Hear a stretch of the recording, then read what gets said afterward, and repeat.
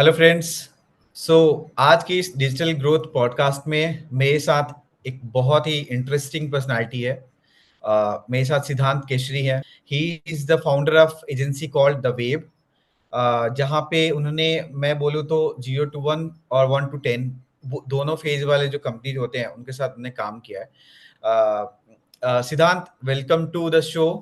आप थोड़ा सा अपने बारे में एक्सपीरियंस आपके जो है उनके बारे में ऑडियंस के साथ शेयर कीजिए। Then we will talk about other things कि D2C ब्रांड क्या है उसके बारे में जानेंगे। D2C मार्केटिंग होता क्या है, चैनल्स क्या होते हैं, क्या क्या चीजें हैं जो एक D2C ब्रांड जो स्टार्ट कर रहा है उसको एक अपने दिमाग में, अपने माइंड में रखना चाहिए स्ट्रैटेजी जब बना रहा हो। क्या क्या चीजें जिसको अवॉइड भी करना चाहिए ताकि वो देख सके कि वहाँ प्रॉब्लम ना आए उसको ग्रोथ में। ठीक है, over to you with your introduction Siddhant. Thank you, Naveen, for inviting me. It's a great pleasure coming here and talking about all this with you. And so, I run a performance marketing agency called The Wave.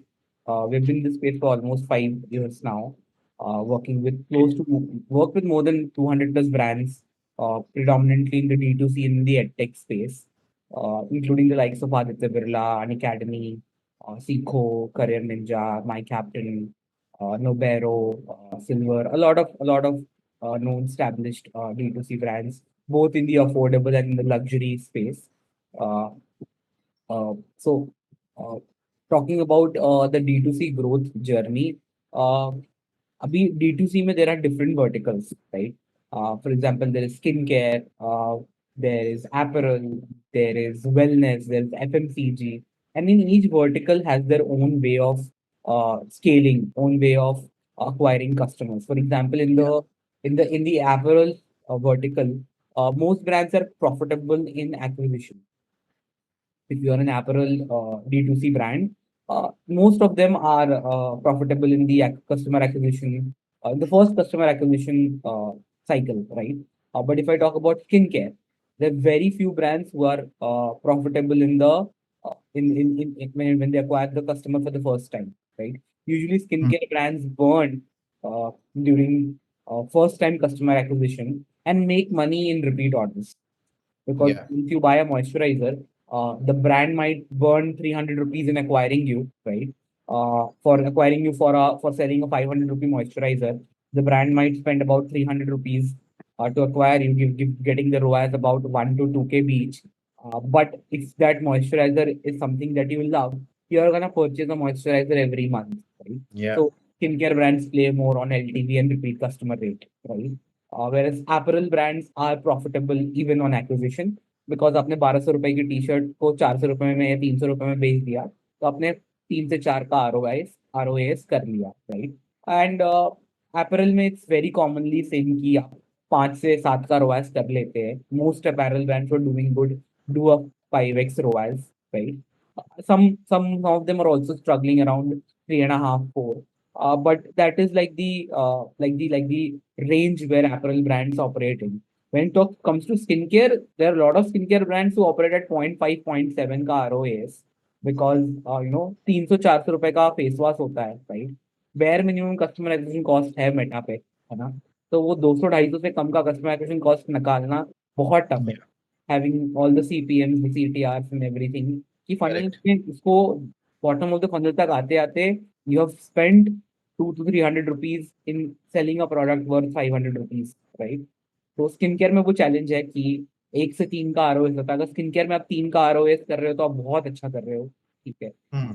Majority big brands like Mamaearth and Sugar Cosmetics have scaled at a ROAS of 2.5. 2-2.5 के ROAS पे scale किया है, ठीक है. But apparel में 2-2.5 is the minimum ROAS that a brand can get, ठीक है. Major brands आराम से 5-6 कर लेते हैं. स्निच ने काफी फास्ट स्केल किया है एज अ ब्रांड. हाँ. 200 करोड़ के ऊपर का आई थिंक रेवेन्यू उन्होंने क्लॉक कर लिया था अभी लास्ट ईयर ही. तो I think snitch is currently valued at more than 500 crores if I am not wrong. I think more than that. तो Swiss ने अच्छा एक ब्रांड पोजिशनिंग भी अच्छा किया. Top of the mind they have exact. created with the offerings of quality of the product. So Switch used to operate. I am not aware of their current numbers, Hmm. but prior to Shark Tank, they were operating at a 6.5 का ROAS. अच्छा। हाँ, तो always कोई duration भी है like 30 days 60 days, क्या है उनका? 30 डे साइकिल में 6.5 के रोआस पे वो ऑपरेट कर रहे थे। Which is very very good, right? Very very good, very very good. Physical product है, right? And if you are achieving anywhere around if 4 plus, right? So which is great. Great. Most apparel brands break even at 3.5. Hmm. Most apparel brands break even at 3.5 क्योंकि majority of apparel brands have a gross margin of 60 to 70%. ठीक है, Yeah. 60 to 70% का gross margin हर apparel brand का होता ही है। ठीक है, तो वो 3.5 पे ब्रेक इवन कर जाते हैं विद जीएसटी। ठीक है, Hmm. तो अभी 3.2 without GST and 3.5 with GST, ऐसा कुछ। ठीक है, तो in apparel brand is doing 4+, 90% chances they are doing, they are profitable. जो स्निच ने 6.5 के रोआज पे स्केल किया है, that too at a very high monthly ad spend. But 6.5 का रोआज आप स्किन केयर में कभी सुनोगे ही नहीं। बड़े से बड़ा स्किन केयर ब्रांड 2.5-3 के ऊपर का रोआज नहीं कर पाता है। कुछ कुछ ही स्किन केयर ब्रांड्स है 1 in like 500 जो 4 तक कर रहे हैं। Category is also as such, right? Category का भी बहुत बड़ा एक फैक्टर है। अप्रैल में तो चलो जहाँ पे सेंसिटाइजेशन उतना नहीं है, आप उतना वॉरी नहीं होते हो कि आपके स्किन पे यार कुछ लगाना है, right? It just there is something which is fashionable, which is very appealing to you, and you are just getting influence to purchase and try once, right? वहाँ पे क्वालिटी अगर सही है, फैब्रिक का क्लॉथ अगर आपको कॉन्फिडेंस दे रहा है, it's nowadays also about confidence, right? तो आप उसको फिर रिपीट करते हो तो ब्रांड के लिए आपका एलटीवी भी काफी हेल्दी रहता है, जो लाइफ टाइम वैल्यू है ना? अगर बात आती है वहीं पे स्किन केयर में, तो skin care is like very very sensitive. शायद हम लोग बहुत इन्फ्लुएंस होने के बाद या कोई ऐसा, nowadays I think still word of mouth वाला जो फैक्टर है ना, वो स्किन केयर में ज्यादा है ना? एंड खासकर वैसे लोग जैसे आप देखते हो एड्स में, वहां पे स्ट्रेटजी होती है कोई आके डॉक्टर जैसा, जो अपने कोलगेट वाली स्ट्रेटजी है, राइट? तो स्ट्रेटजी वहां पे अभी भी वही करते हैं, बिकॉज ऑफ सेंसिटिव कैटेगरी, वो शायद वो एक फैक्टर आजकल बड़ा। ये डॉक्टर वाला काम इन्फ्लुएंसर्स कर रहे हैं। हाँ, करेक्ट। बट हाँ, स्टिल इन्फ्लुएंसर अगर स्किन केयर का भी करे ना, तो वो उतना ट्रस्ट नहीं बना पाता, ठीक हाँ, है? हाँ, बस क्योंकि अब सब करने लगे, पहले सब हाँ, नहीं कर रहे थे। अगर आप वो क्लिक्स वहाँ की पे बात था एक, करोगे, थिन लाइन आज, इज मोर। हाँ, clicks got acquired by Marico for 350 crores, 350 400 crores। Clicks was started in 2019। हम्म। तो 2019 में स्टार्ट किया ब्रांड, लास्ट ईयर एक्वायर हुआ है, with in like 4 years they got acquired. 350 crore 400 crore का वैल्यूएशन।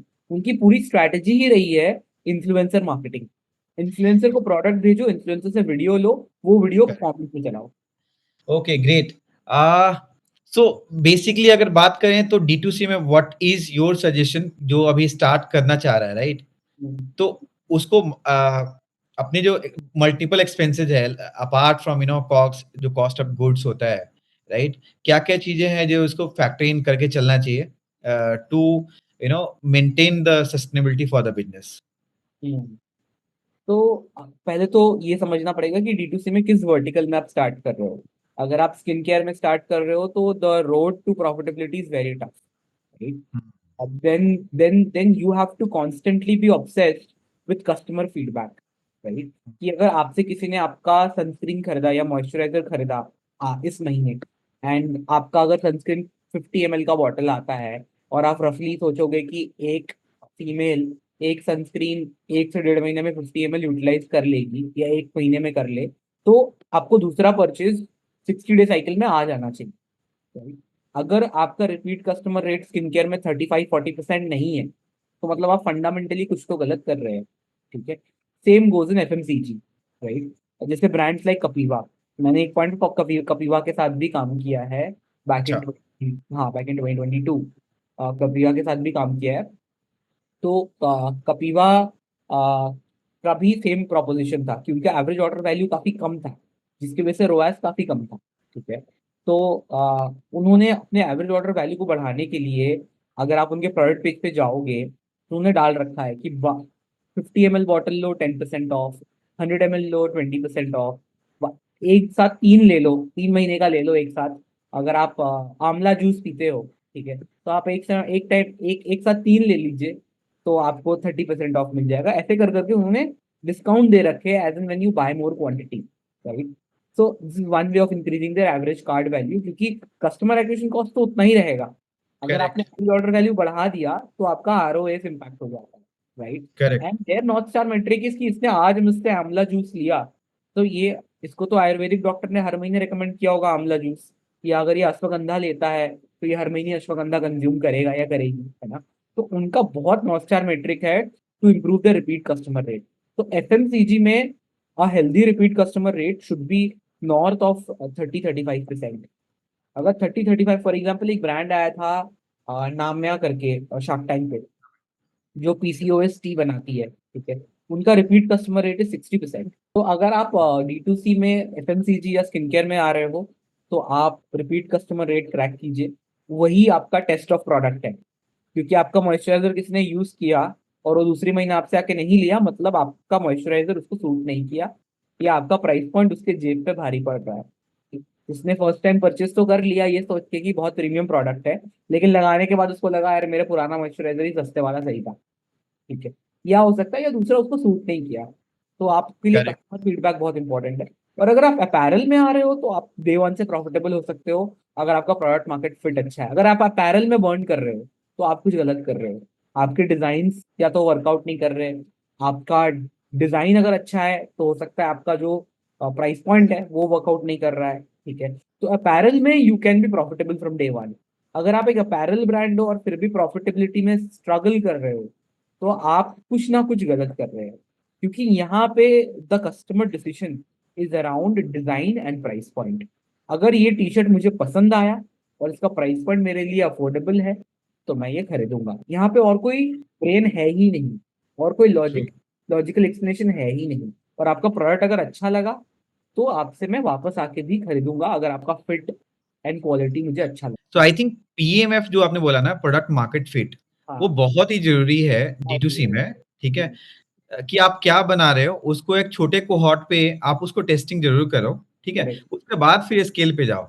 वहाँ पे रिटेंशन देखना भी बहुत ज़रूरी है, तो giving some time and gathering customer feedback, ठीक है? टू इम्प्रूव द क्वालिटी और प्रोडक्ट, वेरी तो ट्रू। वो बहुत ज़रूरी है। पीएमएफ बहुत को देखना, आई थिंक बहुत लोग पीएमएफ को शायद वो बाईपास कर देते हैं, ठीक है? एक्सेप्ट रख देते हैं, उनको लगता है because a lot of times I've seen founders get romantically involved with their product कि मैंने तो बहुत अच्छा प्रोडक्ट बनाया है, राइट? तो वो होता है, आई थिंक वो फाउंडर बायस होता है, क्योंकि आपका स्टार्टअप आपका बेबी होता है, राइट? तो आप अपने बेबी से बहुत प्यार करते हो कि यार मेरा आइडिया है, मेरा प्रोडक्ट है, और हर फाउंडर अपना प्रोडक्ट अच्छे से ही बनाता है। लेकिन आपको पीएम फीड देखना है कि क्या आपका माल एवरेज मार्केटिंग से भी प्रॉफिटेबली बिक रहा है या नहीं, right? Correct, With a lot of money in marketing, anybody can sell product, right? But if you're able to sell products at a decent 4 ka ROAs in apparel with या average marketing, which means you have created something which is acceptable for the consumer at the price point that you're selling. True. So founders वाले पे ना मुझे लग रहा है एक की टेकअवे ये है कि फाउंडर्स को ना प्रोडक्ट के साथ फैंटेसी होनी चाहिए, बट फैंटेसी से ज़्यादा ज़रूरी है फ्लेक्सिबिलिटी भी होनी चाहिए। कि ज़रूरी है वो सेंस करे कस्टमर क्या चाहता है, फीडबैक्स ओरिएंटेड रहे हमेशा, है ना? फिर जो फीडबैक्स पे बनता है प्रोडक्ट, वो बहुत ही ज़्यादा सस्टेनेबल उसके लिए अपॉर्च्युनिटीज़ एवेन्यूज़ है। That's true. ये तो हमने बात की है कि क्या बहुत ही बेसिक्स में रखना चाहिए। अब बात आती है क्या यार, पीएमएफ हो गया मेरा, है ना? पीएमएफ के बाद now it's time to scale the business.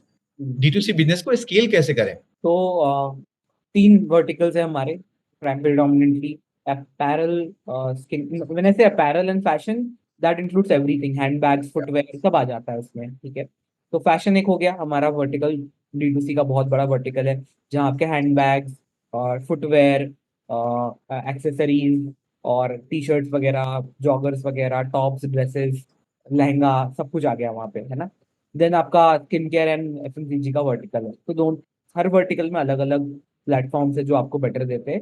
और फिर होम डेकोर भी है। होम डेकोर भी एक बहुत बड़ा वर्टिकल है, राइट? बात करते हैं पहले फैशन की, ठीक है। तो फैशन में जो अपैरल वाला वर्टिकल है उसमें भी 2 सब वर्टिकल्स है। एक तो आपका हो गया अफोर्डेबल क्लोथिंग, ठीक है, clothing which is below 3K, ठीक है। देन हो गया semi affordable, semi premium clothing which is between 3K to 7K, ठीक है। अब उसके बाद हो गया luxury clothing which is 7K and above, ठीक है, जो अफोर्ड करने वाली जनता इंडिया में 1% से भी कम है, right? हमारे 140 करोड़ की पॉपुलेशन में 1.54 crore people, less than 1.4 crore people buy from luxury brands where the average order value of the product is higher than 7,000 rupees. True. तो तीन वर्टिकल हो गए फैशन में। जो अफोर्डेबल वर्टिकल है where the price point is below 3K, right, अभी उसमें भी एक सुपर अफोर्डेबल रेंज है, जैसे ब्रांड्स लाइक रोडस्टर एंड रॉन्ग जो 300 रुपए में टी शर्ट बेच दे रहे हैं। देन थोड़ा सा उसमें भी अच्छी क्वालिटी में जो आ जाते हैं, थोड़ा मतलब जो अच्छी थोड़ी सी रेंज है वो आ जाते हैं सोल्ड स्टोर और स्निच जैसे लोग, जो 1000 से 1800 का प्राइस पॉइंट पे ऑपरेट कर रहे हैं, राइट। एंड देन वहाँ पे कुछ प्रीमियम प्लेयर्स भी है, जैसे लुई फिलिप वगैरह हो गए, जो 2500-3000 में शर्ट बेचते हैं, राइट। तो तीन तरह के लोग हो गए। This whole category of less than 3K is lower middle class and upper middle class dominated, right. अभी यहाँ पे आपके लिए वॉल्यूम गेम है, क्योंकि जनता काफी बड़ी है, जो 3000 से कम का कपड़ा अफोर्ड कर सकती है। That audience is in crores in India, right. या That audience is very big in India, right? And the smaller your price point, the bigger is your TAM, total addressable market. Correct. So, for example, the TAM for a company like Bewakoof selling a 500 rupee t-shirt is easily 20-30 crores in India. मतलब addressable TAM easily. But for a brand like Soul Store selling about 1000 rupees के ऊपर का ही product, the TAM reduces down to 10-15 crores uh, TG in India. Again, for a brand like Louis Philippe selling a 2.5K shirt, the TAM further reduces down, है ना? या तो आप जितना price point आपका ऊपर जाता रहता है, टैम छोटा होता रहता है ना? ट्रू। तो अगर आप 3000 से कम के रेंज वाले प्रोडक्ट्स हो तो आपको एक्विजिशन में प्रॉफिटेबल होना चाहिए, ठीक है।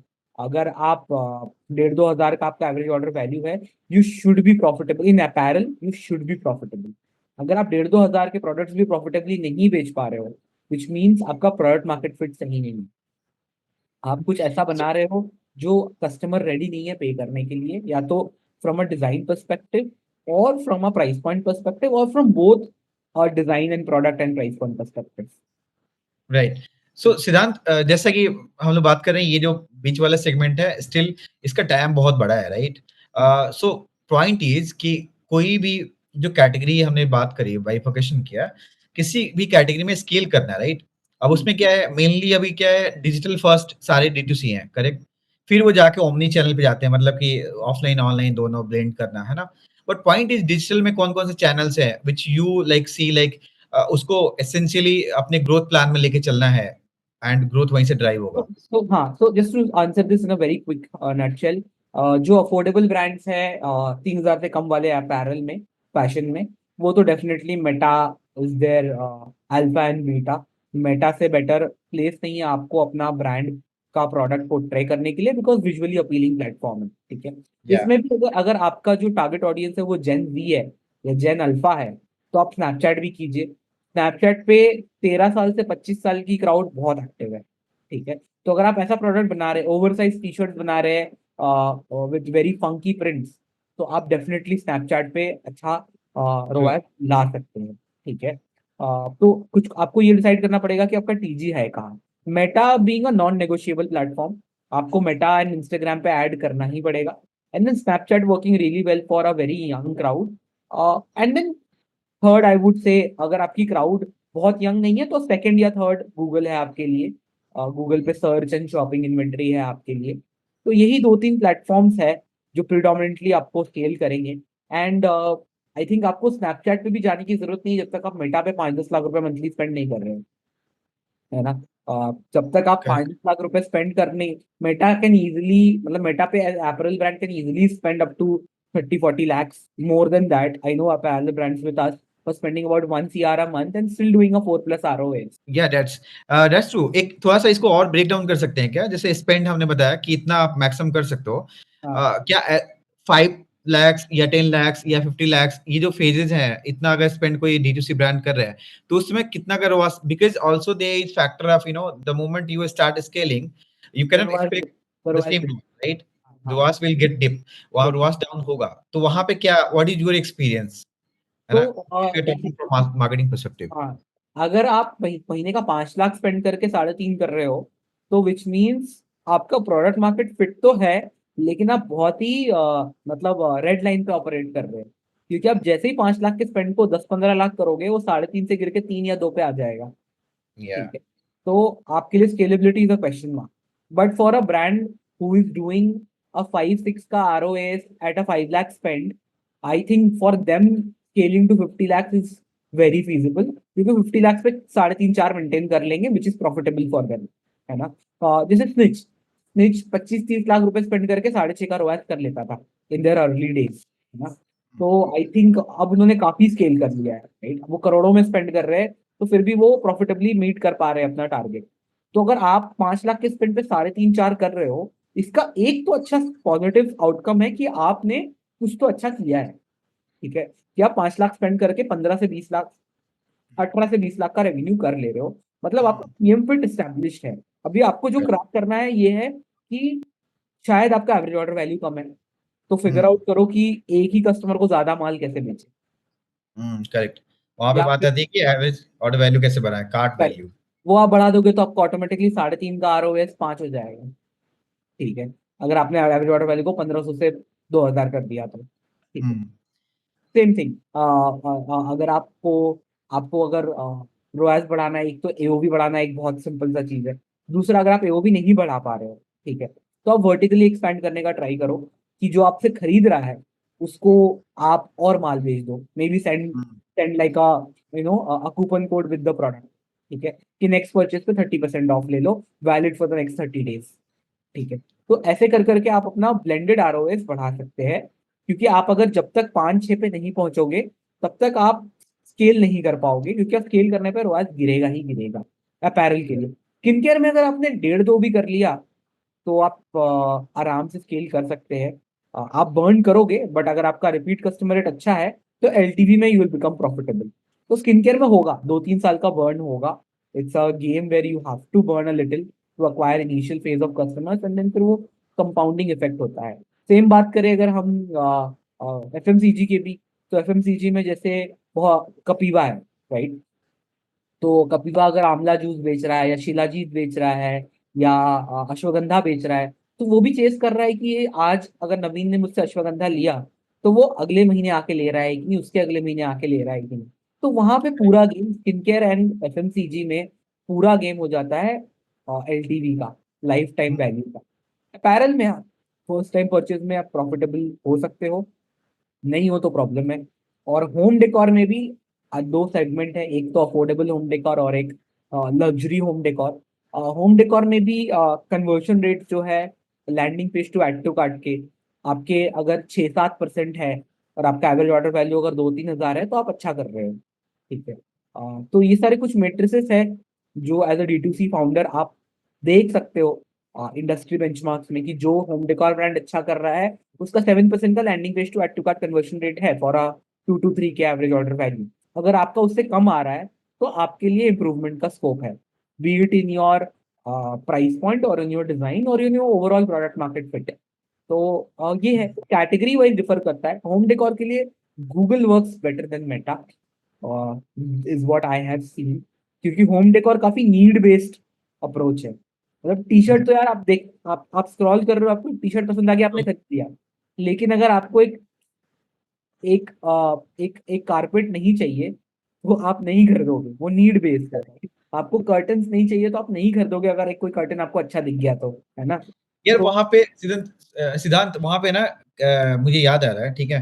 अ, वैसे कभी अभी भी कई सारे ब्रांड्स हैं, तो वहाँ पे कस्टमाइज़ेशन वो पर्सनलाइज़ एक एक्सपीरियंस देने के लिए ना वहाँ पे प्रोडक्ट साइड पे भी यानी प्लेटफ़ॉर्म साइड पे भी काफ़ी इनोवेशन हुआ है, हाँ, कि यार बहुत एआई ऑगमेंटेड रियलिटी की हेल्प से यार दिखाना कि how it will look in your environment, right? तो they try to influence the psychology, आपका जो है ना एस्पिरेशनल जो स्ट्राइक हिट करना है। मुझे याद है कि मैंने भी एक ऐसे ही ब्रांड के साथ हम लोग we were trying to even establish that, हम लोगों ने प्लेटफॉर्म बिल्ड करना शुरू किया था, but it couldn't go ahead, and हमने उसको शट करना पड़ा था because of Covid happened, right? वहाँ पे हम लोग क्या कर रहे थे कि बहुत सारा रेंज हमने बनाया था, एसक्यूज बनाए थे और वहाँ पे ऑप्शन दे रहे थे हम लोग मिक्स एंड मैच का। जो अर्बन लैडर वगैरह में आप देखोगे फर्नीचर वगैरह में ना, तो हम लोग सारा सेटिंग्स दे रहे थे कि यार आपको फैब्रिक कौन सा चाहिए, ठीक है? आपको टेक्सचर उस पे कौन सा चाहिए, डिज़ाइन क्या रहेगा, है ना? तो मल्टीपल चीज़ों को, तो मुझे लगता है कि उससे इन्फ्लुएंस करते हैं। But the moment we go for a platform में product innovation, that is again a cost, technology cost, उसको मेंटेन करना, ठीक है? वेरी या हाई टेक्नोलॉजिकल कॉस्ट। या इसका एक बहुत ही इंटरेस्टिंग एग्जांपल है लेंसकार्ट। चश्मा लोग 100 साल से बेच रहे हैं, राइट? हाँ, लेंसकार्ट आया और अपने ऐप पे बस इतना कर दिया कि ये चश्मा आपके चेहरे पे कैसा दिखेगा, right? True, That was the only major innovation they did with spectacles. Apart from which is building trust and having tons and shitloads of design, the major differentiator from other people selling specs and Lenskart is that there you can try it on your face, right? That feature itself was their selling USP in the initial days of customer acquisition. कि आप 100 चश्मे के frames अपने यहाँ पे try कर लो और फिर ऑर्डर करो, राइट? हुँ, तो आई थिंक उससे इम्पैक्ट तो पड़ा। तो टेक्नोलॉजी पे स्पेंड करना is not correct. Is a gamble. चल भी सकता है आपके लिए, नहीं भी चल सकता है। Lenskart actually innovation led company है, राइट?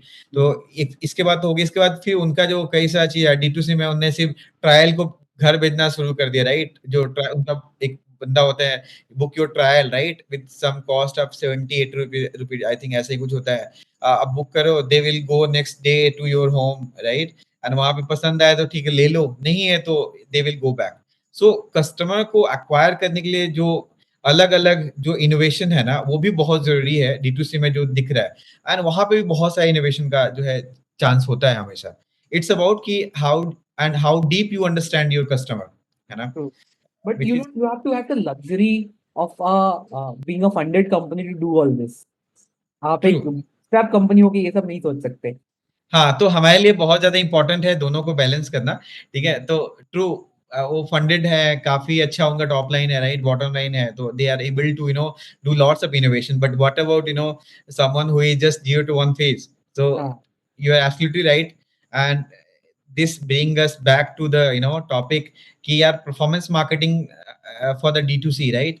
वहाँ पे स्केल हम कैसे क्या कर रहे हैं? Okay, so my next question is, जैसे हमने बात किया ब्लेंड करने का, राइट? ब्लेंड करना हो अगर दूसरे चैनल से परफॉर्मेंस मार्केटिंग को, तो what is your preferred channel? अगर आप ऑर्गेनिक की बात करें तो, ऑर्गेनिक की बात करें या इन्फ्लुएंसर हो गया, have you also tried ever affiliate marketing in skin care, any D2C, so affiliate में the let's get affiliate out of the picture first. I will not recommend any early stage brand doing affiliate because affiliate में conversion rates are 0.01 0.02% के आसपास, ठीक है? तो ये जो बड़े ब्रांड्स है वो अफिलिएट करते हैं, जैसे आजियो हो गए, टाटा क्लिक लग्जरी हो गए, ये लोग अफिलिएट करते हैं not for conversion but for recall. अगर आपको या Amazon का प्राइम डे सेल आ रहा है तो आपको हर वेबसाइट पे दिखेगा उनके बैनर्स। वो रिकॉल के लिए क्रिएट करते हैं जनरली। तो एक अर्ली स्टेज ब्रांड के लिए I think Meta being the alpha and the beta channel and then choosing between Snapchat और Google based on where their TG lies. Skin care में तो अगर आपका ब्रांड नहीं बना है तो गूगल पे नहीं दिखेगा, क्योंकि गूगल पे आप ब्रांडिंग नहीं कर सकते, आप कंटेंट विजुअल कंटेंट नहीं दिखा सकते, राइट? तो स्किन केयर में आपको यूट्यूब एंड मेटा ही करना चाहिए। Unless and until your TG is Gen Z and Gen Alpha, then you can probably move to Snapchat, ठीक है? होम डेकोर में मेटा एंड गूगल दोनों ही ब्रिलियंटली वर्कआउट करता है, ठीक है? मेरा क्वेश्चन अगला होगा कि यार how is your experience on Pmax और shopping ads for Google and YT ads, ठीक है? अगर गूगल के इनवर्स में बात करें तो ये जो चैनल्स है इस पे हाउ इज योर एक्सपीरियंस? तो I would any day prefer running shopping campaigns over PMax campaigns if the client has a smaller budget, ठीक है? या If the client has a smaller budget, any day shopping campaigns over PMax, right? But if a client has a decent budget, if a brand has a decent budget, then a good mix of shopping plus PMax plus YT campaigns is the way to go. But अगर आप start कर रहे हैं तो आप start कीजिए थोड़े non brand search campaign से, जिससे आपको डायरेक्ट ROAS नहीं आएगा बट फनल में राइट यूजर्स आएंगे। थोड़ा बहुत डिस्कवरी से रीमार्केटिंग कीजिए और शॉपिंग कैंपेन पे आप ज्यादा स्केल कीजिए अगर आप अपैरल या होम डेकोर ब्रांड है तो अर्ली स्टेज में। अगर आपके पास थोड़ा ज्यादा स्पेंड है तो you do a mix of PMax and shopping, ठीक है, ऑन द अकाउंट। आप वाईटी भी ट्राई कीजिए, यूट्यूब से प्री मार्केटिंग करने की कोशिश कीजिए। क्या यूट्यूब थोड़ा वीडियो हैवी हो जाता है, एंड अर्ली स्टेज में ब्रांड्स के पास इतना पैसा नहीं होता कि वो कांस्टेंट अच्छे अच्छे वीडियो कंटेंट बना के प्रोड्यूस करके उनको यूट्यूब पे चलाएं, ठीक है। तो करेक्ट। अगर आप वीडियो कंटेंट क्रिएट कर सकते हैं अच्छा, तो डेफिनेटली आप वाईटी कीजिए, ठीक है। आपको वाईटी पे काफी अच्छा रिकॉल एंड रिस्पॉन्स मिलेगा। रोआस कम मिलेगा वाईटी पे, क्योंकि सीपीएम्स काफी हाई है वाईटी पे। करेक्ट। सीपीएम्स काफी हाई है, कंपटीशन काफी हाई है, बिडिंग वॉर काफी हाई है वहां पे, ठीक है। तो आपके लिए बाई फार सबसे प्रॉफिटेबल चैनल मेटा ही रहने वाला है for 80% of brands. there are या 20-25% brands who would do good on Google shopping and YT inventories। अगर आप वाइट आपका लीन एड स्पेंड है, तो आप वाईटी पे अभी फोकस ना करके सर्च एंड शॉपिंग पे डोमिनेट कीजिए पहले, उसके बाद you move your focus to YT. So थोड़ा सा डिमांड जेन पे भी बात करना था, हाँ। थोड़ा डिटेल में, because Google is trying to establish this platform और चैनल जहाँ पे आप आके बिल्ड करो, राइट, अवेयरनेस बिल्ड करो, अपने ब्रांड का रिकॉल हाई करने के लिए बहुत सारी एक्टिविटीज करो। Basically like Google is trying to build something similar to Meta, क्योंकि उन्हें देखा D2C के लिए प्रीफर्ड चैनल्स मेटा है ना। तो they are trying to do in with demand gen. Have you got any success on demand gen apart from remarketing, like running let's say brand awareness campaign for some brand, hmm. right? तो वहां पे कुछ आया trickle down effect? Demand जेन में YouTube shorts, ठीक है। YouTube shorts पे demand जेन में मुझे थोड़ा बहुत अच्छा आउटपुट दिखा है, बट आई कैन नॉट से कि डिमांड जेन एक्विजिशन में बहुत अच्छे से स्केल कर सकता है। स्केलेबिलिटी नहीं है शायद डिमांड जेन में अभी भी, राइट। शायद छोटे करेक्ट। स्केल पे आपको थोड़ा बहुत बेनिफिट आ जाए, बट डिमांड जेन मेनली हम रीमार्केटिंग फनल में ही चलाते हैं प्रीडोमिनेंटली। कुछ कुछ जगह डिमांड जेन एक्विजिशन में भी अच्छा किया है, but that is like 1 in 50 brands. मुझे क्या लगता है ना कि मेरा जो पर्सपेक्टिव है इस पे है कि गूगल को अभी भी जो सिग्नल्स है, राइट, जहां से लेके वो लर्न कराना कैंपेन को, वो मेटा उतने स्ट्रांग नहीं है, specially for sales campaign I am talking about. Lead generation के लिए तो ऑब्वियसली वहां पे है, राइट, लाइक यूट्यूब के लिए भी अच्छा वहां से निकल जाता है इंटेंटफुल लीड्स, एंड गूगल सर्च तो ऑब्वियसली है ही हाई इंटेंट लीड्स के लिए। बट व्हाट आई थिंक कि स्केलेबल अगर बिजनेस है कोई, राइट, तो उसके लिए ना स्टिल गूगल पे जो लीवर्स मिलने चाहिए जैसे मेटा पे मिलता है ना, the kind of data they have, right, to give you that lever to optimise the campaigns, वो आई थिंक मिसिंग है गूगल पे, मुझे ये फील होता है हमेशा। गूगल का एज डेटा करेक्ट नहीं है, ठीक है। Age data is completely haywire. Gender data भी बहुत हद तक इनकरेक्ट है, राइट। तो गूगल को पता ही, और इंटरेस्ट बेस्ड डेटा तो गूगल के पास है ही नहीं। जो Meta Meta wins is because Meta has interest level data. आप इंस्टाग्राम पे कैसा कंटेंट ब्राउज कर रहे हो, कैसे पेजेस को फॉलो कर रहे हो, आप कौन से फुटवेयर ब्रांड्स पे ज्यादा इंटरेस्ट डाल रहे हो, कैसे टाइप की आपकी चॉइसेस हैं, आप कैसे, हम्म। अगर आप अगर योगा में हो तो आप योगा गुरुज को फॉलो करोगे इंस्टाग्राम पे, तो इससे आपको इंस्टाग्राम को पता चल जाएगा कि इसको योगा मैट बेचना है, ठीक है। बट ये सारे लिवर्स गूगल के पास कभी आ ही नहीं सकते हैं, क्योंकि the way Google captures data is very different from how Meta processes data, right. या एंड आई थिंक गूगल के पास बहुत एक्यूरेट डेटा भी नहीं है on a lot of aspect. For example age नहीं है, एज डेटा करेक्ट गूगल के पास, ठीक है। बहुत ही इनकरेक्ट एज डेटा है गूगल के पास। तो ये सारी कुछ चीजें हैं। अभी बहुत सारे लिवर्स है, जैसे मेटा में आप iOS और एंड्रॉयड यूजर्स में क्लियर कट डिफरेंस क्रिएट कर सकते हो अपने कैंपेन्स में, right. You can target iOS users separately, ठीक है। गूगल भी वो अलाउ करता है, बट बहुत रेस्ट्रिक्टेड वे में करता है, राइट। अगर आपको एक यूएससी कैंपेन चलाना है, तो आई मतलब last time I check, you can not target iPhone users separately. आपको स्टार्ट स्टार्ट स्टार्ट एक साथ ही करना था, आई गेस। यूएससी में नहीं, यूएससी में आ गया है उसमें एंड्रॉयड कैंपेन अलग चला सकते हो डिवाइसेस के लिए, ठीक है। हाँ। तो that you can do on USC. But जो ऑडियंस टारगेटिंग वाला है ना, स्टिल वहां पे सबसे बड़ी प्रॉब्लम क्या है कि जो इंटरेस्ट डेमोग्राफी या बिहेवियर बेस्ड जो बकेटिंग है मेटा के ऊपर, ठीक है, वो काफी सॉलिड लगता है, ठीक है। द मोमेंट मेरे कई सारे एक्सपीरियंसेस हैं, राइट, रियल एस्टेट हो गया, D2C में कुछ का है, एडटेक में काफी मैंने काम किया, राइट, और भी कैटेगरी में। वहां पे क्या है, आपका कोर जो इंटरेस्ट है ना, उसके बेसिस पे भी कैंपेन करते हो तो you see like very good, good result, very good very result. Good result, है ना।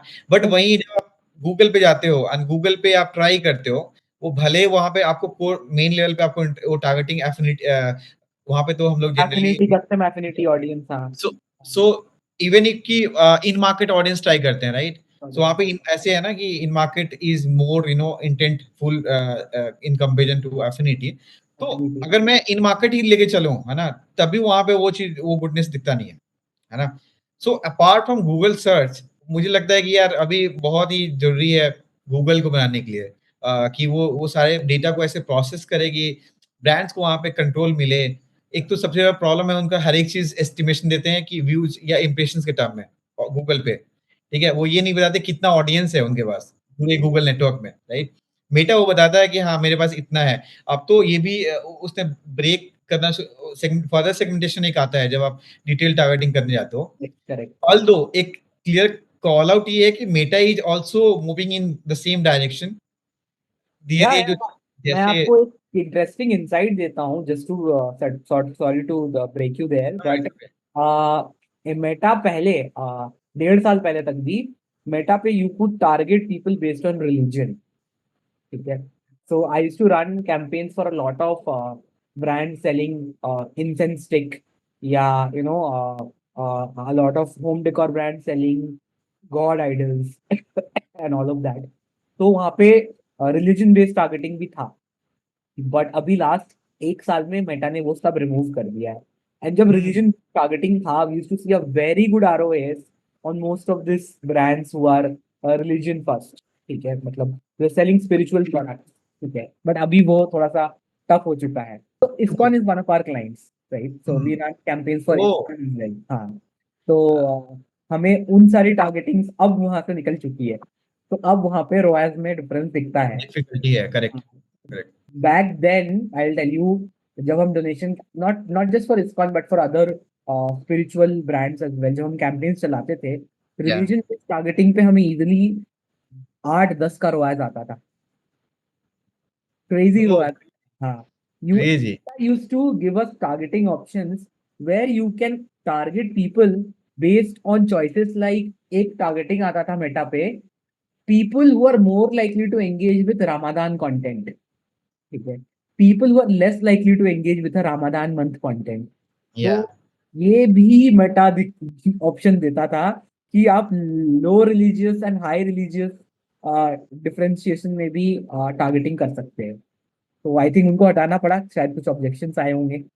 uh, रिलीजन बेस्ड टारगेटिंग, हाँ हो सकता है वो एक किसी सॉर्ट ऑफ इन्फ्रिंजेंट हो, ठीक है।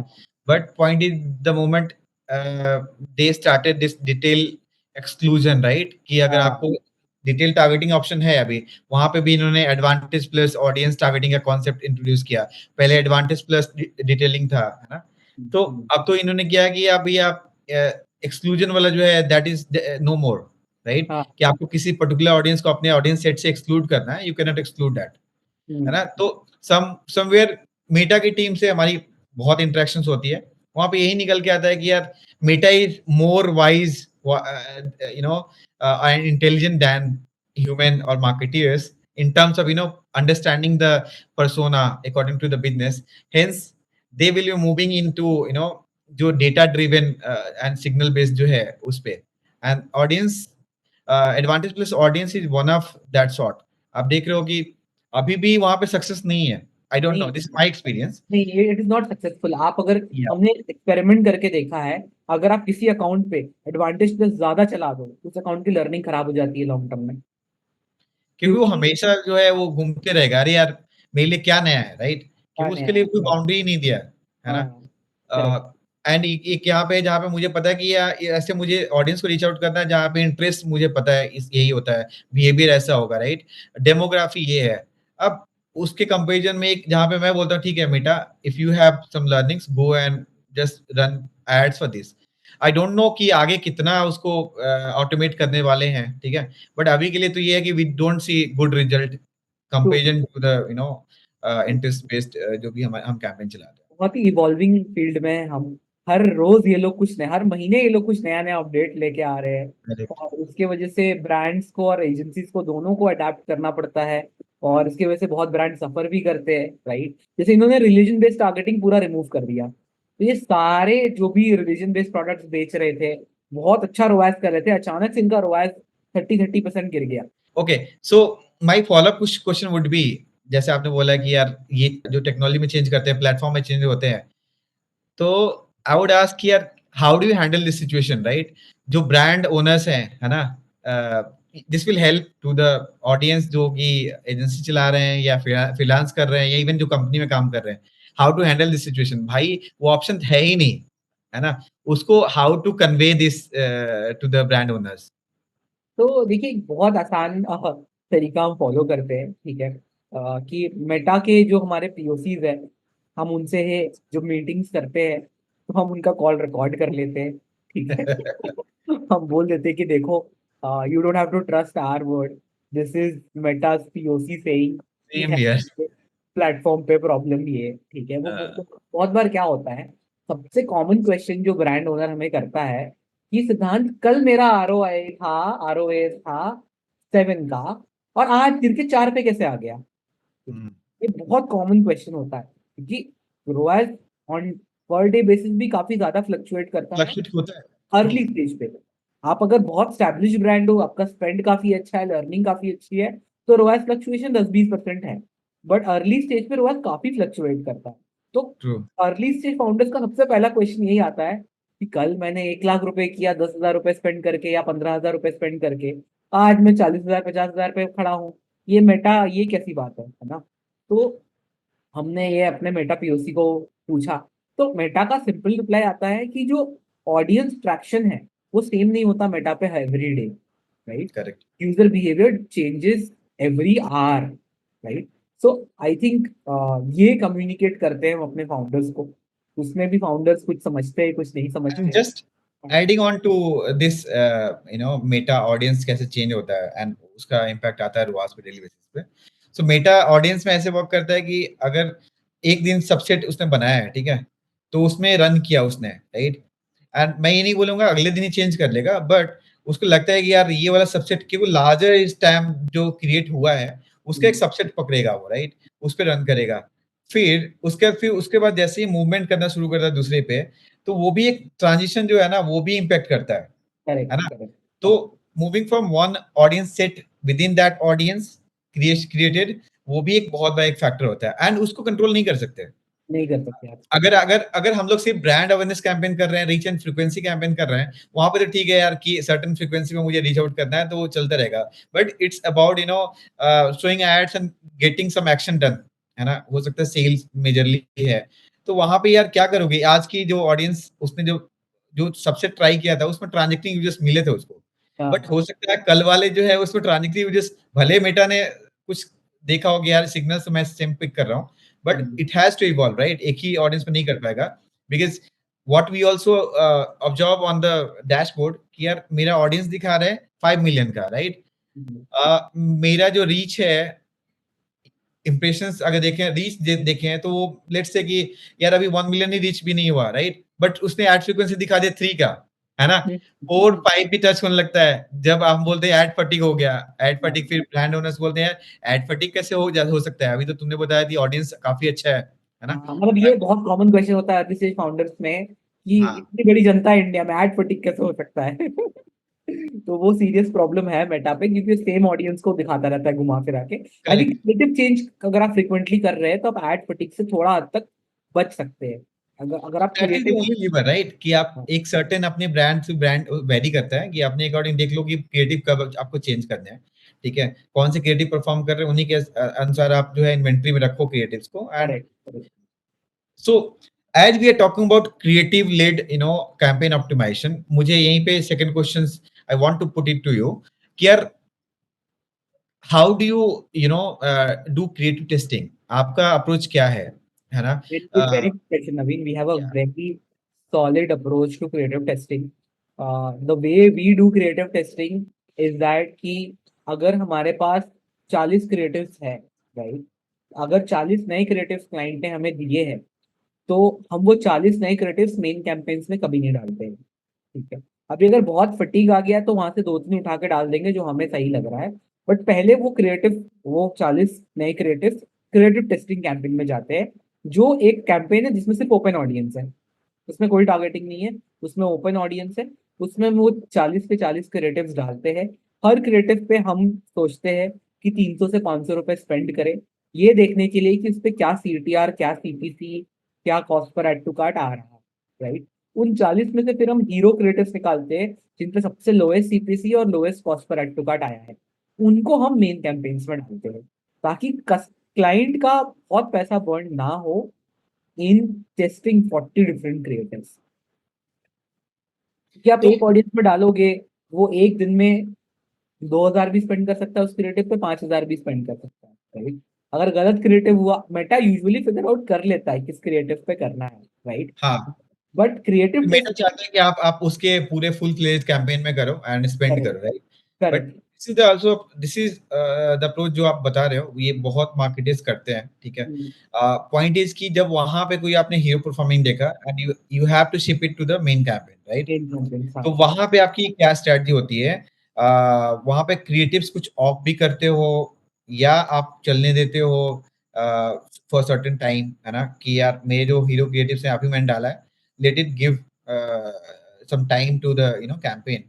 What is your strategy there? तो आवर स्ट्रेटजी देयर इज कि अगर एक इनिशियल स्पेंड डिसाइड होता है, let's say x amount spend करके क्या सीपीसी, क्या cost per add to carts लेके आ रहा है, क्या परचेज लेके आ रहा है, वो सब थोड़ा बहुत डेटा हमें पता चल जाता है क्रिएटिव टेस्टिंग में, राइट। इनिशियल लेवल डेटा अगर हमें पॉजिटिव दिखता है तो हम वहां से कुछ कैंपेन्स को मेन कैंपेन्स में, कुछ क्रिएटिव्स को मेन कैंपेन्स में मूव करते हैं और बाकी को हम चलने देते हैं। हमारा एक कुछ लिमिट होता है कि हम इतना स्पेंड कर सकते हैं क्रिएटिव टेस्टिंग में, उस लिमिट के अंदर हमें जो जो विनिंग क्रिएटिव्स मिलते हैं उनको हम मेन कैंपेन में मूव करते हैं। और सिमिलरली हमारा एक ऑडियंस टेस्टिंग का कैंपेन भी चल रहा होता है, जहाँ पे हमें हाई परफॉर्मिंग क्रिएटिव्स को अलग अलग ऑडियंसेस में भी टेस्ट करते हैं। तो ऑल इन ऑल हम दोनों करके देख लेते हैं, ताकि अकाउंट पे स्केलेबिलिटी करने के लिए जब हमें कैंपेन्स डालने पड़े, तो we have exact data on which audience with which creative can be scaled and 10,000 का डेली बजट लगा के चला दो। तो I think audience testing and creative testing दोनों करना काफी इंपॉर्टेंट है। ट्रू। यहाँ पे कुछ ये बता सकते हो क्या कि यार, और जो ओवरलैपिंग है ना, वो ऑडियंस ओवरलैपिंग हो या ऑक्शन ओवरलैपिंग हो, ठीक है, वो कितना फैक्टर इन करते हो जब आप कैंपेन स्केल कर रहे हो या रन कर रहे हो? बहुत इंपॉर्टेंट है कि ओवरलैप कम से कम हो अकाउंट पे, ठीक है। ओवरलैप तो होगा ही, अगर आप टी शर्ट बेच रहे हो, 5 अलग अलग टारगेटिंग चला रहे हो, तो कुछ तो ओवरलैप होगा ही होगा। लेकिन करेक्ट। कोशिश ये रहती है कि आप सिमिलर टारगेटिंग मत चलाओ अक्रॉस एड सेट्स, ठीक है। आप अपने रीमार्केटिंग यूजर्स को एक्सक्लूड करो एक्विजिशन कैंपेन्स में, कि people who have already visited the website उनको एक्विजिशन कैंपेन में मत डालो, रीमार्केटिंग का कैंपेन अलग रखो। तो इन सारी कुछ कुछ स्टैंडर्ड प्रैक्टिसेस से आप ओवरलैप रिड्यूस कर सकते हो। बट देखो एट स्केल ओवरलैप तो आता ही है in play, but try to keep the overlap less than 30% on the account. And एक और मेट्रिक मेटा पहले देता था, जो अभी नहीं देता है, जो मैन्युअली कैलकुलेट करते हैं अभी हम, वो है first time impression ratio, FTI। तो फर्स्ट टाइम इंप्रेशन रेशियो हम कोशिश करते हैं कि 60% के ऊपर रहे, ठीक है, ताकि हमारा एक्विजिशन कैंपेन्स में, ताकि एक्विजिशन कैंपेन्स नए यूजर को चेज करे। एक और level we go down in accounts that we are scaling, we new customer acquisition का cost and repeat customer acquisition का कॉस्ट हम डैशबोर्ड पे अलग अलग ट्रैक करते हैं, ये देखने के लिए कि हमारा जो नया कस्टमर है वो कितने में एक्वायर हो रहा है, राइट। अभी आप एक कैंपेन चला दोगे, उसमें 10 परचेज आ जाएगा, हो सकता है उस 10 परचेज में से 2 है जो जिन्होंने पहले भी एक बार लिया है, तो आपको ओवरऑल कैक आपको कम दिखेगा, लेकिन द या राइट टू चेज की एनसीपी कितना है, न्यू कस्टमर कितने में खरीद रहा है आपसे। तो करेक्ट। ये सारे कुछ लीवर्स है जो रेगुलर ब्रांड्स नहीं सोचते, बट आई थिंक आप एक प्रोफेशनल के साथ काम करोगे तो ये सारे लेवर्स आते हैं into play, but early stage में इतना ओवर ऑप्टिमाइजेशन की जरूरत नहीं है, and then I think all this things come as an when you scale. So so यहाँ पे एक और चीज़ है सिद्धांत, कि यार लेट्स से जैसे डिफाइन कर रहे हैं हम लोग की अर्ली स्टेज, राइट?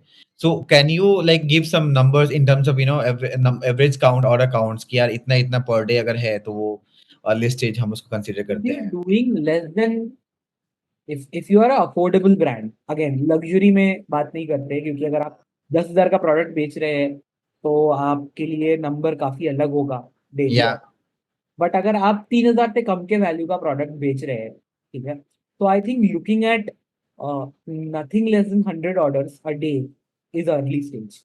अगर आप 100 ऑर्डर से कम कर रहे हैं एक दिन में तो आप अर्ली स्टेज हो। ओके। अभी आई थिंक ये जो फीचर हम लोग बात कर रहे थे ना, कि एग्जिस्टिंग एंड आपका न्यू जो कस्टमर है, राइट, उसका क्या शेयर है, कितना न्यू से आ रहा है, कितना एग्जिस्टिंग से आ रहा है, ये भी मेटा के डैशबोर्ड पे कॉन्फ़िगरेशन है which is required by uploading the data being owned by the brand, है ना? तो वहां पे भी कुछ चैलेंज आता है क्या, कि यार थोड़ा डेटा? बहुत चैलेंज तो है, देखो थोड़ा बहुत चैलेंज तो हमेशा रहेगा। हाँ अ, हाँ। हाँ, जितना हद तक I think the data accuracy of these platforms is 78 60-70% accurate है data, hmm, right, sometimes also 80%, but उससे ज्यादा एक्यूरेसी आप एक्सपेक्ट नहीं कर सकते। उसके लिए फिर आपको फिर थर्ड पार्टी टूल्स यूज करने पड़ेंगे अगर आपको बहुत ज्यादा एक्यूरेट डेटा चाहिए। एंड अगर आपका एड स्पेंड 5-10 लाख से कम है ना, तो आपको इतना माथापच्ची करने की जरूरत भी नहीं नहीं है। करते। हाँ, करेक्ट। आपका स्पेंड इतना नहीं है कि आप 98% एक्यूरेट डेटा पे एक्ट कीजिए। आप आराम से एक्ट कर सकते हो उस डेटा पे। The things get tougher in data tracking when your spend crosses 15-20 lakh rupees a month, right, and जब आपके ट्रैफिक वेबसाइट पे लाखों में है तो things get a little different for you. आप अभी हम्म, अगर मंथली 50-60 हजार का ट्रैफिक पे डील कर रहे हैं तो आपको इतना दिमाग नहीं लगाना चाहिए। आप महीने का करेक्ट। 5 लाख 10 लाख का ट्रैफिक पे डील कर रहे हैं तो आप दिमाग लगाइए। ट्रू। तो अब now moving towards our next section, जहाँ पे हम लोग बात करेंगे यार, कि यार अभी के टाइम में हम लोग सोचते हैं कि ट्रैकिंग बहुत ही इंपॉर्टेंट होने वाला है। Even the most important thing in digital marketing, performance marketing, will be the tracking and measurement part, है ना?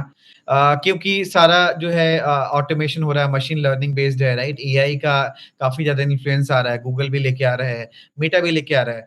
तो वहां पे है ट्रैकिंग का रोल, है ना? कि आप मेजरमेंट या जो भी न्यू एज टेक्नोलॉजीज है उनमें आप क्या क्या कर रहे हो। फॉर एग्जाम्पल, पहले क्या हम लोग ब्राउजर बेस्ड ट्रैकिंग ही चलता था, राइट? तो obviously this is also subjective as per, ना, एज पर जो रेवेन्यू है उनका, कितना रेवेन्यू कर रहे हैं ब्रांड्स, है ना, ऑर्डर्स क्या है, किस साइज की कंपनी है उस पे।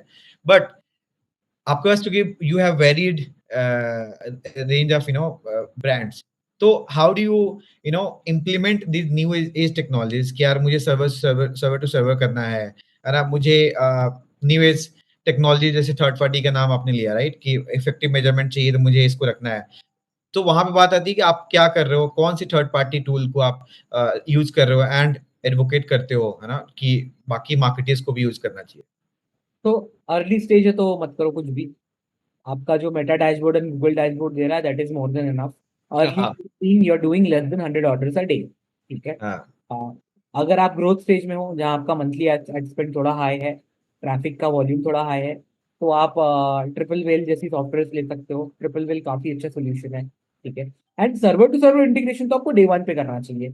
वो आप अर्ली स्टेज हो, ग्रोथ स्टेज हो, जीरो स्टेज हो, सर्वर टू सर्वर इंटीग्रेशन आपको डे वन पे कर लेना चाहिए, क्योंकि आज के डेट पे वो मैंडेटरी है। कैपी इंटीग्रेशन करेक्ट बोलते हैं। करेक्ट। कैपी इंटीग्रेशन आपको डे वन पे ही कर लेना चाहिए, उसके बिना तो आप कैंपेन चलाओ ही मत मेटा पे, ठीक है। मतलब आपका होना चाहिए कन्वर्जन एपीआई हर एक इवेंट के लिए होना चाहिए। और अगर आप ई कॉमर्स ब्रांड हो तो शॉपिफाई ऑटोमेटिकली कर देता है, ठीक है, तो माथा पच्ची नहीं है। अगर आप एडटेक में हो तो मैनुअली कर लो डीएनएस सर्वर से, ठीक सो मुझे लगता है थोड़ा सा इसको एक्सप्लेन करते हैं, ठीक है, कि कैपी जो है हम बात कर रहे हैं वो है क्या। तो है। ऑडियंस के लिए basically server to server integration, तो दो तरह से ट्रैकिंग होती है। एक है कि ब्राउजर बेस्ड जो है, डायरेक्टली आप ब्राउजर की जो भी डिटेल्स ब्राउजर में स्टोर होता है वो सीधे आपके एड प्लेटफॉर्म तक वो भेजता है, करेक्ट। दूसरा है कि जो आपका सर्वर है, जिस सर्वर पे आपकी वेबसाइट होस्ट हुई है, राइट, वहां पे जो भी यूजर्स की डेटा है, उस डेटा को आप इनक्रिप्टेड वे में आप डायरेक्टली उसको भेजो मेटा या एड गूगल एड के प्लेटफॉर्म तक, है ना। हम्म, तो ये होता है बेसिकली क्यों है, इसलिए होता है क्योंकि ब्राउजर बेस्ड में कई कई सारे लिमिटेशंस है ना, वहां पे बहुत डेटा जो है लॉस होता है, might be because of ad blockers, है ना। अभी बहुत लोग एड ब्लॉकर्स ऑन रखते हैं, प्राइवेसी पॉलिसीज है ना, वहां पे भी इन्फ्रिंजमेंट को देखना होता है। तो आईफोन जो iPhone is a very big iPhone correct, iOS 14 के बाद ब्राउजर बेस्ड इवेंट्स पे आप ट्रैक ही नहीं कर सकते iOS ट्रैक ही यूजर। नहीं कर सकते। हाँ So, हाँ, which also boosted this demand of server to server CAPI server integration as integration, well. हाँ। So CAPI is must, right? तो CAPI में भी अब तो आगे आई थिंक अगर लीड जनरेशन में आप हो देख रहे होगे तो वहाँ पे अर्लियर CAPI क्या था कि आपके ऑनलाइन जो भी सेल्स प्लेटफॉर्म है, शॉपिफाई हो गया तो काफी इजी प्लग एंड प्ले है, right. It's 5 minutes I think maximum job.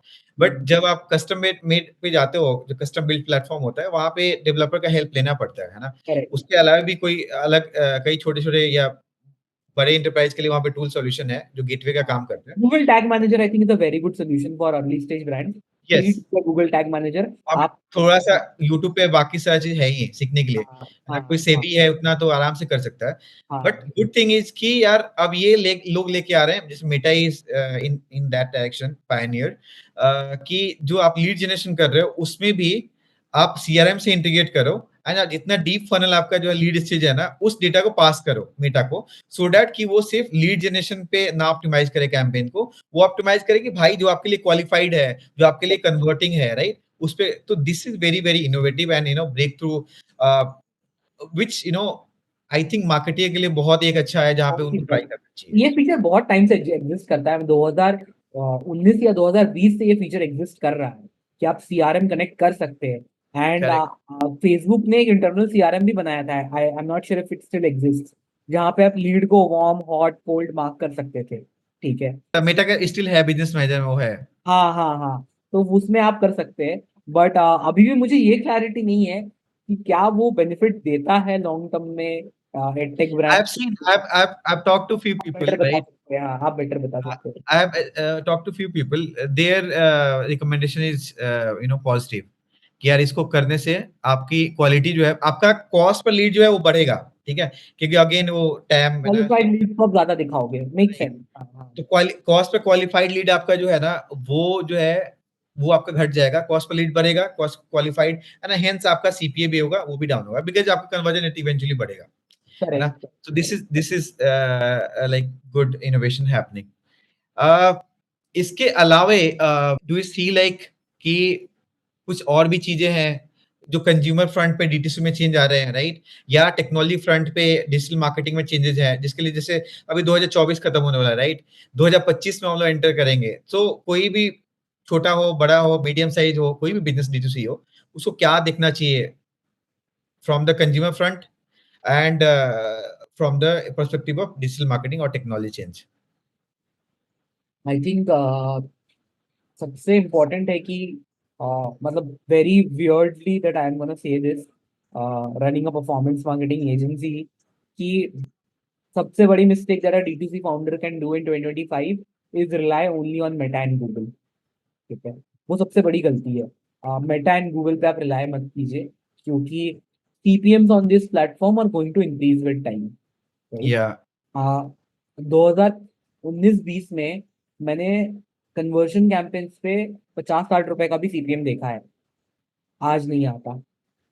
आज के डेट पे 100-150 का सीपीएम इज वेरी कॉमन, और कुछ कुछ ब्रांड तो 300-400 रुपए का भी सीपीएम इनकर करते हैं। ठीक है, तो I think CPM is going to rise further. ठीक है, जितना मार्केट इकोनॉमी जितना बेहतरीन करेगा, फंडिंग जितना इजीली अवेलेबल होगा, एडवर्टाइजिंग में स्पेंड उतना बढ़ेगा, और CPMs are going to get expensive, right. Correct. तो CPMs will get costlier with time. ठीक है, दैट हैज हैपेंड सिंस 2012। ठीक है, मैं 2015 I met somebody who used to run ads in 2015-16। This guy told me कि उन्होंने 25 रुपए का भी कॉस्ट पर परचेज देखा है फॉर ₹1000 प्रोडक्ट। ठीक है, तो मतलब क्रेजी बात है ये तो ये तो सोच ही नहीं रहा, क्योंकि उस टाइम सीपीएम आता था 10-15 रुपए या कन्वर्जन कैंपेन, है ना। So our CPMs are going to get costlier. So as a D2C founder, don't restrict yourself to only Meta, Google, YouTube and popular platforms. आप अपने आप को omni channel expansion कीजिए. आप मार्केट प्लेसेस पे भी जाइए, आप मिंत्रा पे भी जाइए, आप अमेजोन पे भी जाइए, आप फ्लिपकार्ट पे भी जाइए. आप डाइवर्स रहिए और आप क्विक मॉडर्न कॉमर्स भी एक्सप्लोर कीजिए, क्विक कॉमर्स काफ़ी हाँ, बोoming है। आप मॉडर्न ट्रेड में भी जाइए, आप क्विक कॉमर्स में भी जाइए अगर आपका क्विक कॉमर्स करेक्ट। प्रोडक्ट है तो. Don't restrict yourself only on Meta and Google. Meta and Google will be your biggest contributors in your early and your growth stage. But if you want to be profitable, you have to be omni-channel. Omnichannel. And definitely also like building the brand, right? Building the Uh, brand. that is most important thing. आप offline भी जाइए, बहुत important है क्योंकि कभी कभी कुछ कुछ प्रोडक्ट है ना, जैसे लग्जरी लग्जरी जो क्लोथिंग है, ठीक है, जहाँ पे आप टच एंड फील करके क्लोथिंग लेते हो, ठीक है. When you go to a showroom, you touch and feel the clothing, you are ready to pay a higher price point, right. Yeah. Online में वो क्वालिटी आप जस्टिफाई नहीं कर सकते being a early stage luxury brand, right. तो you आप exhibitions भी कीजिए, आप omni channel presence भी रखिए. We dip your fingers in all the buckets where your customer is present. अगर आप देखोगे नवीन, तो after the boom of market places, Google का 50% सर्च Amazon एंड फ्लिपकार्ट ले जा चुके हैं. आज के डेट पे अगर आपको घड़ी खरीदनी है, आप गूगल पे सर्च नहीं करते, आप Amazon पे जाके सर्च करते हैं, आप मिंत्रा पे जाके सर्च करते हैं, है ना. तो गूगल का सर्च वॉल्यूम बाय हाफ हो चुका है because of market places, right. अभी क्विक कॉमर्स कितना सर्च वॉल्यूम लेके जा रहा है गूगल का, वो तो बाद में ही आएगा केस स्टडी, ठीक है, कि आज के वो डेट गूगल पे का भी लेके जा रहे हैं, अमेज़न का भी लेके जा रहे हैं। Amazon का भी लेके जा रहे हैं, है ना. अदर्स या and quick commerce is credited to grow bigger than Amazon, ठीक है. अभी ब्लिंकिट पे you can order an iPhone and get it in 10 minutes, ठीक है. तो अभी एक केस स्टडी रिसेंटली ब्लिंकिट ने निकाला था, the number of iPhone 15 they were able to sell, ठीक है. iPhone 15 या iPhone 16 I think, they were able to sell through their platform, and those numbers are astonishing. मतलब क्रेजी नंबर्स यार, because आप सोचो ना, लोगों के लिए ई कॉमर्स 3 सी पे चलता है: convenience, cost and then the other C is I think, there are 3 C's of e-commerce: convenience, cost, and something else. I'm forgetting the other C. So convenience factor Blinkit का is 10x more than Amazon, right? आपको iPhone लेना है, आपने अभी order किया, 10 minute में आपका calling doorbell बज गया, है ना.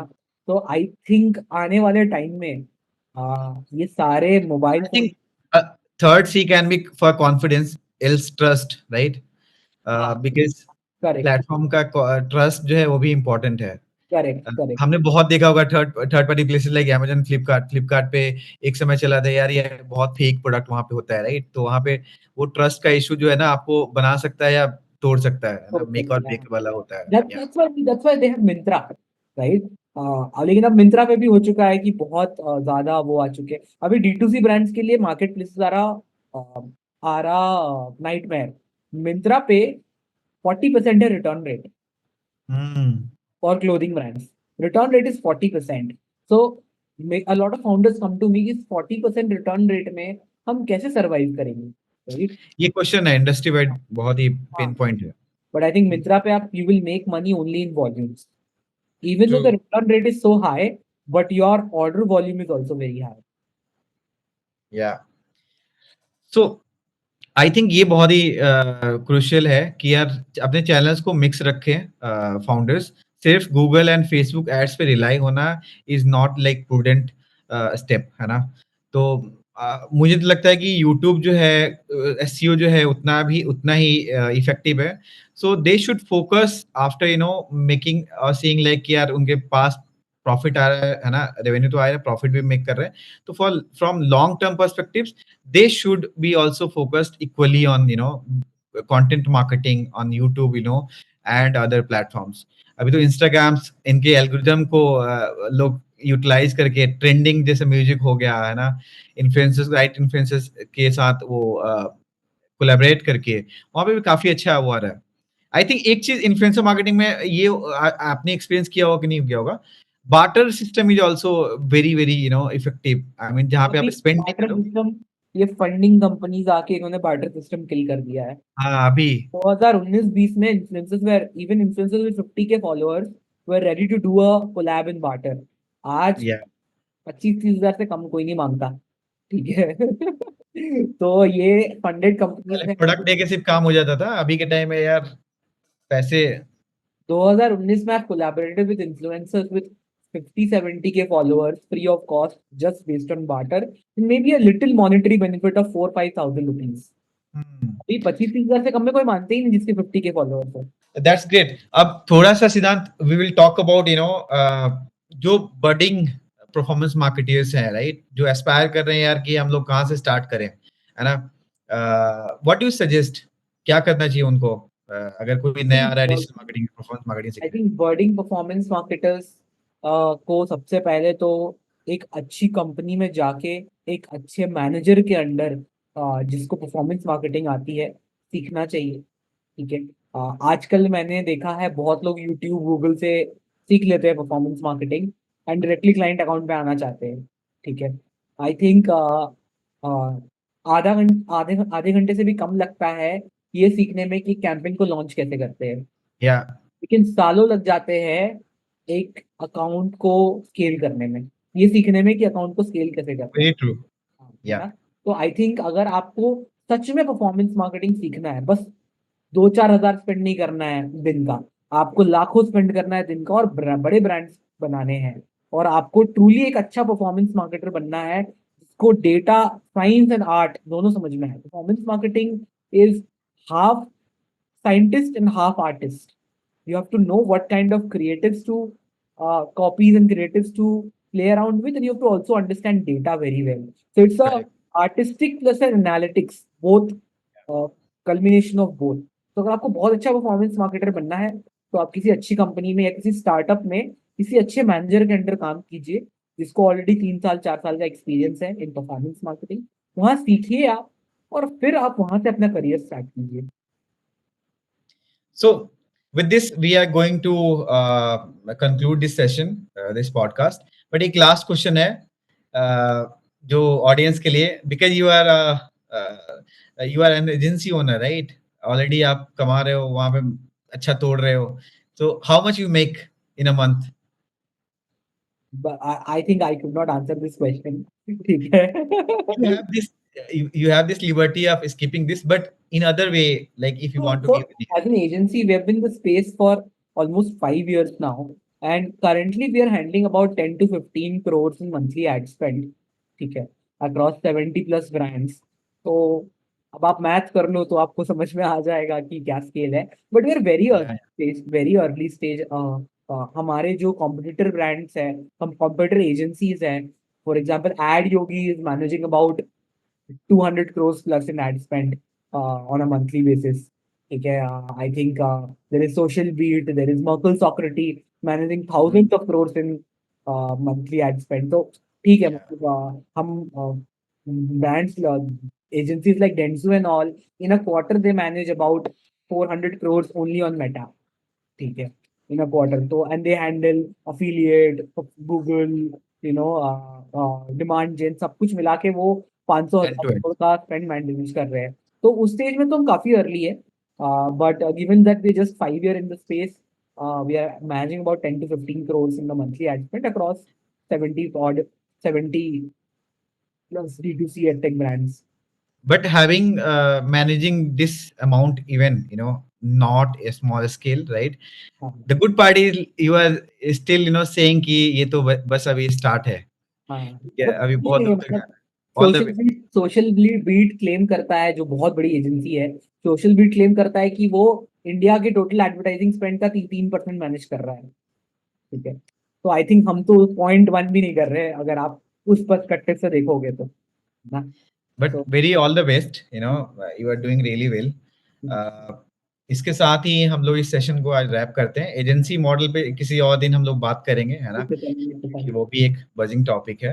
आज के डिजिटल ग्रोथ टॉक काफी इंसाइटफुल रहा आपके साथ Siddhant, and it's really pleasure talking to you on multiple things and crucial aspects of D2C marketing, ठीक है।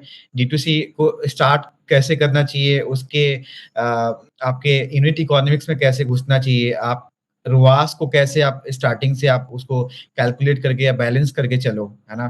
ताकि आप सस्टेनेबल ग्रोथ के डायरेक्शन में मूव करो।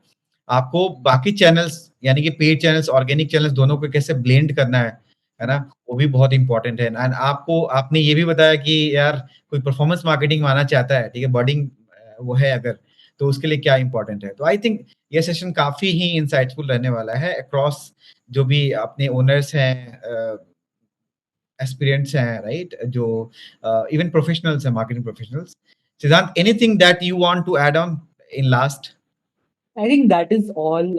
Naveen, it was great talking to you. आपसे भी कुछ कुछ चीजें मुझे सीखने को मिली है। आप एडटेक में इतने बड़े जायंट के साथ काम कर रहे हैं, उनका परफॉर्मेंस मार्केटिंग हेड कर रहे हैं। So would love to talk to you more about how you're scaling things in the edtech vertical, being associated with a company at that scale, right? And doing things profitably also in some areas, right? So I think आपसे भी Sure. काफी सीखने को मिला है मुझे। And I think audience भी काफी बेनिफिट हुई है आपने जो जो इनसाइट्स दिए हैं। So I hope this podcast helps early stage and growth stage founders. Thank you so much सिद्धांत।